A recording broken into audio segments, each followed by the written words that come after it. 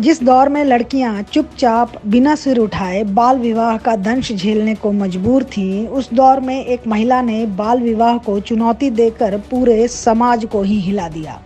अधिकारों से वंचित महिलाओं को उनका हक दिलाने में अहम योगदान देने वाली ये महिला हैं डॉक्टर रखमाबाई राउत।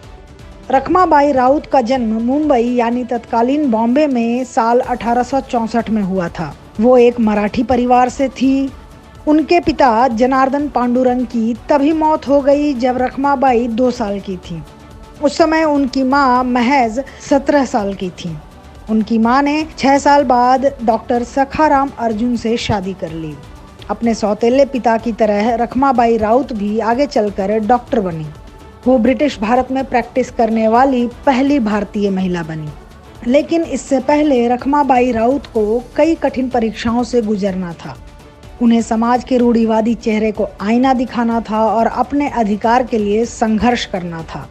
रखमाबाई ने सिर्फ 22 साल की उम्र में अपने तलाक के लिए कोर्ट में कानूनी लड़ाई लड़ी, वो भी एक ऐसे दौर में जब केवल पुरुष ही अपनी पत्नियों को छोड़ते थे या फिर तलाक देते थे। किसी महिला का ऐसा करना उल्टी गंगा बहाने जैसा था। लेकिन शायद रखमाबाई वो पहली भारतीय महिला थी जिन्होंने अपने पति से तलाक की मांग की। रखमाबाई के इस कदम ने उस वक्त के रूढ़िवादी समाज को पूरी तरह हिला कर रख दिया। रखमाबाई की विधवा मां ने महज 11 साल की उम्र में उनकी शादी करवा दी थी। लेकिन रखमाबाई कभी अपने पति के साथ रहने नहीं गईं और हमेशा अपनी मां के ही साथ रहीं। साल 1887 में उनके पति दादाजी भीकाजी ने वैवाहिक अधिकारों की बहाली के लिए कोर्ट में याचिका दायर की।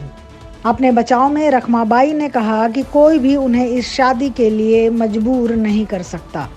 उन्होंने कभी भी इस शादी के लिए सहमति नहीं दी है और शादी के वक्त वो बहुत ही छोटी थीं। अदालत ने फैसले में उन्हें 2 विकल्प दिए। पहला, या तो वो अपने पति के पास चली जाएं या फिर 6 महीने के लिए जेल जाएं। रखमाबाई इस फैसले से बिल्कुल नहीं डरी और वो शादी में न रहने के अपने निर्णय पर डटी रहीं। उन्होंने जबरदस्ती की शादी में रहने से जेल जाना ज्यादा बेहतर समझा। उनका यह फैसला उस समय के लिहाज से एक ऐतिहासिक और बेहद साहसिक कदम था। इस मामले ने काफी तूल पकड़ा और रखमाबाई की बहुत आलोचना भी हुई। यहाँ तक कि स्वतंत्रता सेनानी बाल गंगाधर तिलक ने भी अपने अखबार में उनके खिलाफ लिखा। उन्होंने रखमाबाई के इस कदम को हिंदू परंपराओं पर एक धब्बा कहा। लेकिन इन आलोचनाओं और निंदा के बावजूद भी रखमाबाई रुकी नहीं। अपने सौतेले पिता के सहयोग से उन्होंने तलाक के लिए कानूनी लड़ाई लड़ी। अपनी शादी को खत्म करने के लिए रखमाबाई ने रानी विक्टोरिया को एक पत्र भी लिखा। रानी ने अदालत के फैसले को पलट दिया। आखिर में उनके पति ने मुकदमा वापस ले लिया और रुपए के बदले ये मामला कोर्ट के बाहर ही निपटा लिया गया।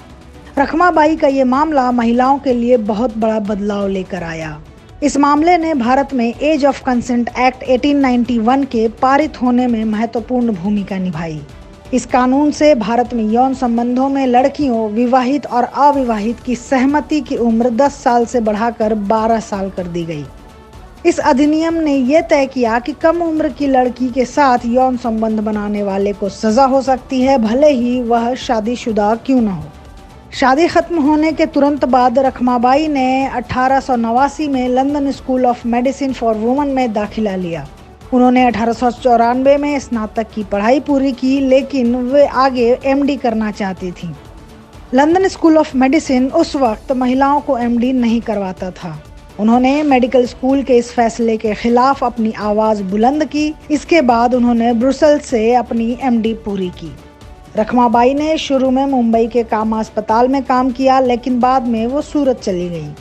उन्होंने अपना पूरा जीवन महिलाओं के स्वास्थ्य के लिए समर्पित कर दिया और 35 सालों तक प्रैक्टिस की। उन्होंने कभी दोबारा शादी नहीं की। 1955 में 90 साल की उम्र में रखमाबाई राउत का देहांत हो गया। अगर आपको हमारा वीडियो पसंद आया हो तो इसे लाइक करें, इस चैनल को सब्सक्राइब करें और हाँ, बेल आइकन भी दबाएं ताकि आप तक हमारे वीडियो की नोटिफिकेशन पहुंचते रहें। हमसे जुड़े रहने के लिए अपने सुझाव हमें कमेंट बॉक्स में देते रहें। हमें आपके सुझाव का इंतजार रहेगा। हमारे साथ जुड़ने के लिए धन्यवाद।